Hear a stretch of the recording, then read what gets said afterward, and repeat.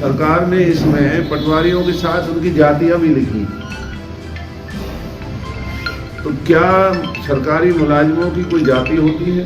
अगर पटवारी भ्रष्ट हैं तो फिर डिप्टी कमिश्नर भी भ्रष्ट हैं, तहसीलदार भी भ्रष्ट हैं। जो भ्रष्टाचार है वो आज हरियाणा में चरम सीमा पर है। जब से बीजेपी की सरकार पिछले 10.25 साल से हरियाणा में चली आ रही है, हर महकमे में भ्रष्टाचार का बोलबाला है।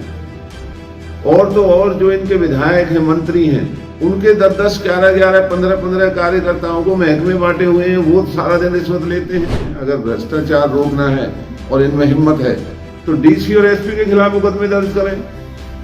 नगर परिषद में, डीटीपी ऑफिस में या दूसरे एग्रीकल्चर के डिपार्टमेंट, कोई महकमा ऐसा नहीं आज जहां पर रिश्वत लेने देने का काम ना हो रहा। भ्रष्ट करार दे करके और कार्रवाई करने का उन्होंने एक दस्तावेज जारी किया है। तो हम एक तो ये जानना चाहते हैं कि सरकार ने इसमें पटवारियों के साथ उनकी जातियां भी लिखी। तो क्या सरकारी मुलाजिमों की कोई जाति होती है? सरकारी मुलाजिम तो मुलाजिम है कि कोई भी है। और जो दलित समाज के लोगों को जाति सूचक नाम बाकायदा लिखा, तो SC/ST एक्ट का मुकदमा दर्ज करने का वो बनता है कि वो इस तरह से दलित समाज को, जाति को जो कानून ने रोक लगाई हुई है वो भी लिखा हुआ है। और अचंभे की बात यह है कि पटवारी जो जिले के अंदर डिप्टी कमिश्नर के मातहत काम करते हैं, तहसीलदार, नायब तहसीलदार के मातहत काम करते हैं, और पूरे हरियाणा में ये चर्चा का विषय बना हुआ है कि अगर पटवारी भ्रष्ट हैं तो फिर डिप्टी कमिश्नर भी भ्रष्ट हैं, तहसीलदार भी भ्रष्ट हैं। और जो पटवारी हैं वो यही कह रहे हैं, रो रहे हैं कि भाई हमारे तबादलों पर हमें पैसा देना पड़ता है जिले के डिप्टी कमिश्नर्स को। कोई भी बेगार आती है उनके ऊपर पैसा तहसीलदार, डिप्टी कमिश्नर वो थोपते रहते हैं। तो हम इनके भ्रष्टाचार की मुहिम के खिलाफ नहीं, लेकिन एक तो इन्हें बताना चाहिए कि ये जो इस तरह से कुछ, जैसे हर जिले में, पलवल में अगर 43 है तो 17 को भ्रष्ट माना है, तो इनका ये पैमाना क्या है? और अगर इन्होंने भ्रष्ट माना ही है तो इस तरह से चिट्ठी इशू करके ये क्या दिखाना चाहते हैं? और जो भ्रष्टाचार है वो आज हरियाणा में चरम सीमा पर है। जब से बीजेपी की सरकार पिछले 10.25 साल से हरियाणा में चली आ रही है, नगर परिषद में जाते हैं, वहां बिना पैसे दिए कोई काम नहीं होता, तो नगर परिषद के कर्मचारियों के खिलाफ क्यों नहीं कार्रवाई हो रही है? डीसी के ऑफिस में जाते हैं, वहां बिना पैसे दिए ना लाइसेंस बनते हैं ना और कोई काम होते हैं, तो डीसी के खिलाफ कार्रवाई क्यों नहीं हो रही है? थानों में जाते हैं तो पुलिस के कर्मचारी रिश्वत मांगते हैं, लोगों को डराते हैं, धमकाते हैं, झूठे मुकदमे दर्ज करते हैं। अभी दलितों के ऊपर भुनेरा गांव में दलितों की जमीन पर पुलिस ने की निगरानी में वहां कब्जा किया गया, दलितों के साथ लाठियां मार करके चोट मारी गई। तो पुलिस के एसपी के खिलाफ क्यों नहीं कार्रवाई हो रही है? उन पुलिस वालों के खिलाफ क्यों नहीं कार्रवाई हो रही है? और हर महकमे में भ्रष्टाचार का बोलबाला है। और तो और जो इनके विधायक हैं, मंत्री हैं, उनके 10-10, 11-11, 15-15 कार्यकर्ताओं को महकमे बांटे हुए हैं, वो सारा दिन रिश्वत लेते हैं। उनके नाम क्यों नहीं है? और जो बड़े अधिकारी हैं, अगर रिश्वत हरियाणा में है तो वो इसलिए रिश्वतखोरी है कि यहाँ की सरकार भ्रष्ट है। तो बड़े अचंभे की बात है कि हरियाणा की सरकार की जो मानसिकता है वो इतनी छोटी हो चुकी है कि छोटे कर्मचारियों के खिलाफ कार्रवाई करके वो अपने आप को और बड़े अधिकारियों को बचाने में लगे हुए हैं। अगर भ्रष्टाचार रोकना है और इनमें हिम्मत है तो डीसी और एसपी के खिलाफ मुकदमे दर्ज करें।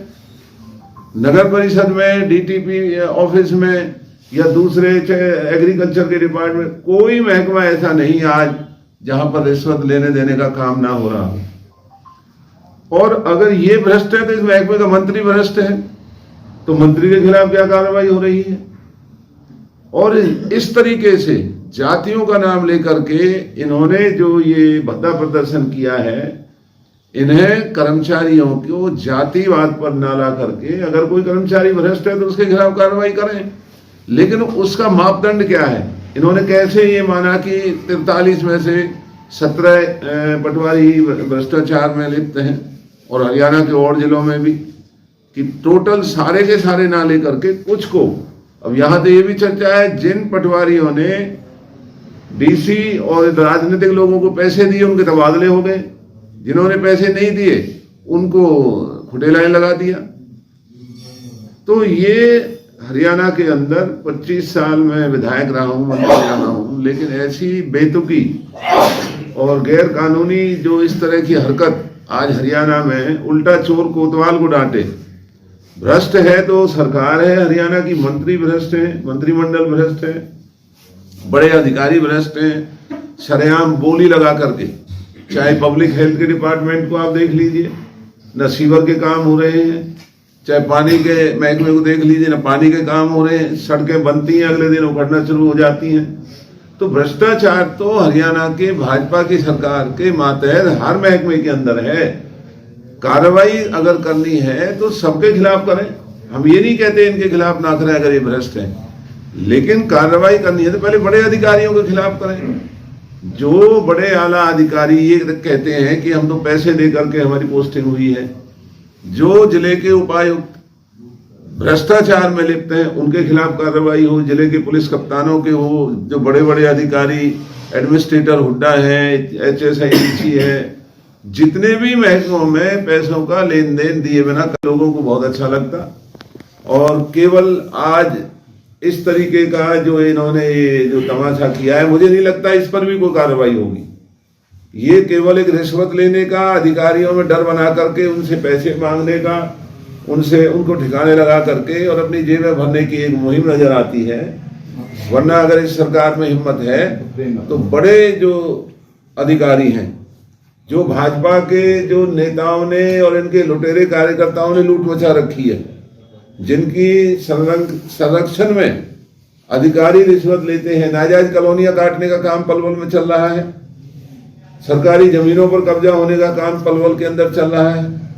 तो जो इसमें नेता या अधिकारी संलिप्त हैं, ऐसों के खिलाफ कार्रवाई हो फिर तो कोई बात है, वरना तो इस तरह का पहले भी यहाँ इस तरह के जो महकमों में डर बनाने का काम हुआ, उनसे कुछ पैसे लेकर के उसको रफा दफा करने में सरकार लग जाती है। तो ये हम सरकार से ये मांग करते हैं कि भ्रष्टाचार के खिलाफ अगर कदम उठाना है तो पहले बड़े अधिकारियों के खिलाफ कदम उठाए जाएं, और उसमें जो बड़े अधिकारी जिले के अंदर डिप्टी कमिश्नर्स के दफ्तरों की जांच हो कि वो क्यों नहीं लाइसेंस बना रहे हैं नौजवान बच्चों के, और बनाते हैं तो किस बात के पैसे लिए जाते हैं, कोई रेड क्रॉस के नाम पर, कोई रिश्वत के नाम पर।